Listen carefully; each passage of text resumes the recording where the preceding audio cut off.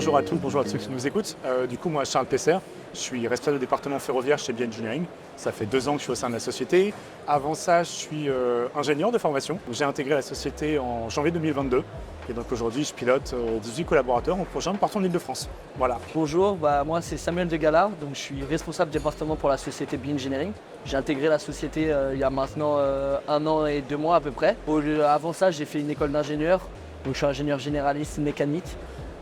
Aujourd'hui, sur mon périmètre, je gère plus de 25 personnes sur différents sujets dans l'industrie et dans l'infrastructure de manière générale. Ouais, bon, je vais commencer, mais tu répéteras. Donc BI Engineering, c'est quoi? C'est le société de conseil opérationnel en ingénierie. Concrètement, qu'est-ce qu'on fait? On assiste nos partenaires industriels pour les aider sur leurs projets, que ce soit dans le secteur du BTP ou de l'industrie. Et comment on fait ça concrètement?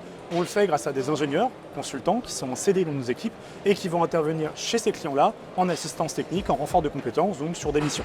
Hormis l'assistance technique, on peut même développer d'autres aspects. Donc aujourd'hui, on fait aussi de l'expertise métier avec des ingénieurs qui vont avoir plus d'expérience, qui vont être là plus pour faire de l'apport de compétences chez nos clients sur des sujets qu'ils potentiellement ne maîtriseraient pas. Et après, on fait aussi de l'externalisation, donc la mise en place de plateaux projets, où là, pour le coup, on va répondre à un besoin d'un client et on va couvrir ce besoin ou ce projet en mobilisant plusieurs personnes qui vont avoir à charge l'entièreté du projet. Pour le coup, sur ces projets-là, il y a souvent attente de résultats. Mais donc voilà, on va mobiliser une équipe de 5-10 personnes en fonction de la taille du projet et des besoins du client. Alors, ce que j'aime, c'est que c'est un savant mélange entre de la performance, de la présence sur le terrain, des partenaires de confiance avec lesquels on travaille depuis maintenant 13 ans, il a été créé en 2010, mais à la fois garder une taille humaine et une proximité dans l'accompagnement des collaborateurs. Et c'est vraiment ce mix entre ces deux aspects qui m'a plu et me plaît toujours après 2 ans. J'ai fait un pari avec ma direction de réussir à travailler avec un client à l'international. Et du coup, le challenge était que si j'y arrivais, je pourrais faire un point d'avancement projet et ce qu'on appelle un on date, donc un peu un after work de proximité directement sur les chantiers. Donc j'ai remporté le défi, donc normalement en juin, je me déplace directement sur le chantier de mon client à Bilbao. Tu leur as pas parié aussi que si tu arrives à faire de la croissance, il faut mettre un costume rose? Ouais, normalement, bientôt, si je finis mon challenge, je pourrais porter un costume rose au travail. J'ai hâte. Aujourd'hui, en fait, il y a 2 types de postes chez BI Engineering. Donc les métiers d'ingénieur consultant, donc les personnes qui vont intervenir opérationnellement parlant sur les projets, et les métiers d'ingénieur d'affaires, c'est-à-dire ce que fait Samuel et moi, ce qu'on fait aujourd'hui.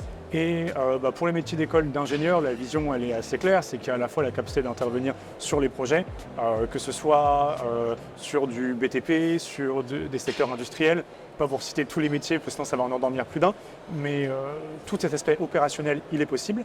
Et le métier d'ingénieur d'affaires, lui, il est plus ouvert, parce que c'est un mélange entre certains aspects du commercial, mais pas que, parce qu'on n'est pas des commerciaux, donc lui, on est des ingénieurs d'affaires. Donc c'est un mélange entre et de l'ingénierie et du commercial. Ce qui fait que là, dans nos équipes, on a à peu près 50-50 entre des personnes qui sont en école de commerce et en école d'ingénieur. Et ça permet d'avoir des open space assez marrants, assez diversifiés, donc c'est top. Si aujourd'hui, moi, je devais donner une qualité qu'on a cherché, c'est une candidate ou un candidat, moi je pense que c'est peut-être l'ouverture d'esprit, du coup, pour avoir envie d'essayer plein de choses, de se diversifier, de se lancer. Totalement, en réalité, comme on voit beaucoup de choses différentes, l'ouverture d'esprit, l'adaptabilité, c'est 2 points qui sont hyper importants. On aime la bonne ambiance, la bienveillance, donc quelqu'un qui est ouvert là-dessus. Pour le métier d'ingénieur du consultant, ça va quand même beaucoup dépendre des projets et des postes, et surtout des périodes de pic de charge et autres. Après, on est souvent sur des horaires de bureau classiques. Pour les métiers d'ingénieur d'affaires, c'est vrai qu'on ne compte pas nos heures, parce qu'on aime ce qu'on fait, et qu'en plus, c'est une des joies des métiers où on rajoute une petite touche commerciale, c'est que forcément, les projets, faut aller les chercher. On n'est pas tout seul, et le but, c'est de se challenger, et donc c'est vrai qu'on a tendance parfois à rester un peu plus tard au bureau, mais après, ça reste des horaires quand même que nous on aime faire et qu'on arrive à faire, donc c'est gérable. Alors, aujourd'hui déjà les moyens de nous contacter ils sont quand même assez multiples. On est présent sur les différents forums écoles, on a pas mal de relations écoles, que ce soit avec des écoles d'ingénieurs ou des écoles de commerce. On a aussi une page LinkedIn sur laquelle vous pouvez postuler. On a aussi un site internet pareil avec les adresses mail de tous nos responsables de recrutement. Et concrètement, ça c'est le premier moyen de prendre contact avec nous. Et ensuite, derrière, on a un processus de recrutement qui se fait globalement en 3 entretiens. Vous allez pouvoir nous rencontrer, venir dans nos locaux, rencontrer différents opérationnels au chargé de recrutement pour avoir une meilleure vision de ce qu'on fait, qui on est, quel est le métier. C'est le dernier petit mot sur ça. Si vous avez des doutes sur est-ce que ça peut être fait pour vous, dans le doute, venez nous voir et puis on prendra toujours le temps de nous écouter, d'échanger avec vous, voir ce que ça peut donner. Aujourd'hui, moi je mettrais bien 8. Je suis dans des équipes avec qui je m'entends bien. L'ambiance de travail elle est vraiment agréable, que ça soit avec toutes les personnes, côté communication, administratif, mais même notre direction.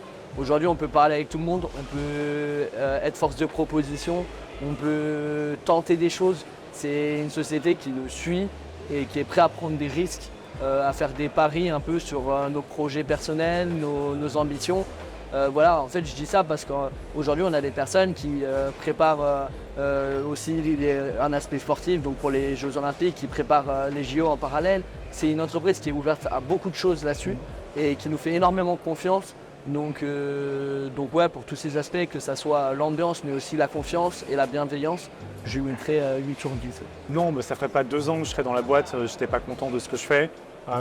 Après, nos titres sont un peu compliqués, ouais, je mettrais pareil, peut-être pas 10 symboliquement, mais on serait toujours entre 8 et 10, un peu comme toi. En effet, tu as tout dit, c'est une boîte qui nous permet d'aller, en fait, de pousser jusqu'à nos ambitions. En fait, c'est vraiment ça, c'est que quelqu'un qui arrive avec des idées en tête, de l'ambition, qui a envie de se donner, qui est motivé, personne ne sera là pour le freiner. Au contraire, les gens seront là pour l'accompagner. Moi, ce qu'on m'a toujours dit chez lui, c'est ose, fonce, et on sera là pour t'épauler si besoin, mais vas-y, avance quoi. Et fais-toi plaisir et prends du plaisir aussi dans ce que tu fais. Donc ça, c'est top. Merci, merci Pleine Grandes Écoles quand même, d'avoir pris le temps de nous écouter, d'échanger avec nous. Et puis, j'espère que ça va pouvoir aider certains élèves qui ne savent pas trop dans quelle direction aller. Mais en tout cas, vous êtes les bienvenus si vous voulez échanger avec nous. Voilà.